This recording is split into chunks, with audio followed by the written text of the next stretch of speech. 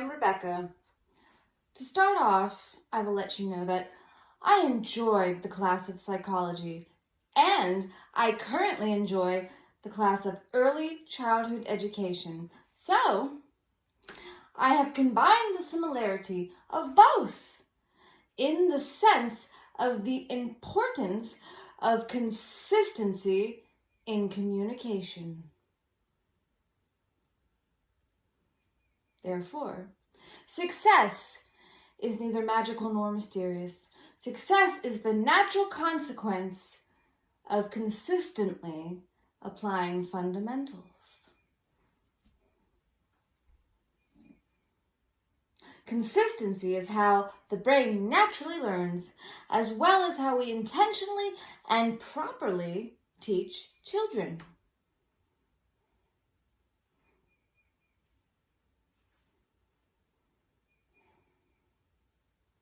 Now, in those terms exactly, in the sense of psychology and basic brain functioning, consistency is very important.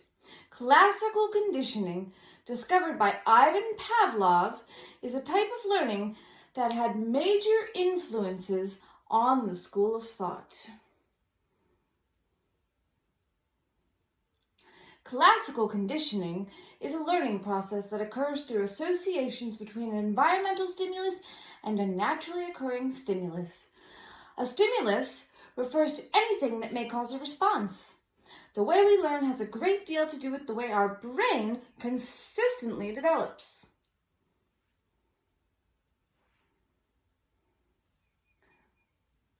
One of the most famous examples of classical conditioning was John B. Watson's experiment in which a fear response was conditioned in a boy known as Little Albert.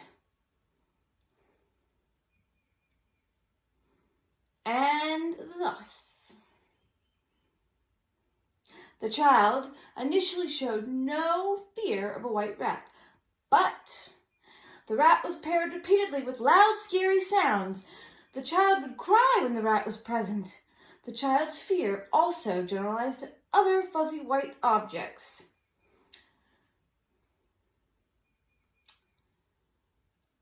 Consistent association created fear. Thus, consistency is greatly involved in the way our brains develop. Basically, every time the little boy saw the rat, he consistently heard a scary sound and consistently associated the two. He learned that the rat was scary. Kendra Cherry discussed in her ongoing information about classical conditioning, teachers are able to classically condition in the class by creating positive classroom environment to help students overcome anxiety and fear. Pairing an anxiety-provoking situation, such as performing in front of a group, with pleasant surroundings helps the student learn new associations. Therefore, instead of feeling anxious and tense in these situations, this will help children learn to stay relaxed and calm. So teaching is somewhat different from the basics of classical conditioning, yet also very similar. To teach children properly involves consistency, just the same. One of the simplest ways to teach a child is to be consistent in the same sense. The U.S. Department of Health and Human Services stresses the importance of interaction in teaching children. Parents or caregivers are encouraged to find ways to say yes to a toddler as often as no. When telling a toddler no to a certain activity or object, adults can redirect them, giving a yes answer to another activity or object. The more this is verbalized to the child, the better they will understand the meanings of yes and no. Do not change yes from no. Teach children the basic principles of proper behavior with keeping yes and no the same. This refers greatly to being consistent.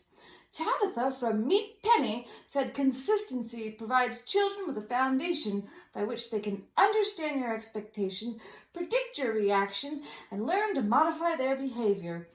The behavior develops upon the understanding they get from consistency in teaching.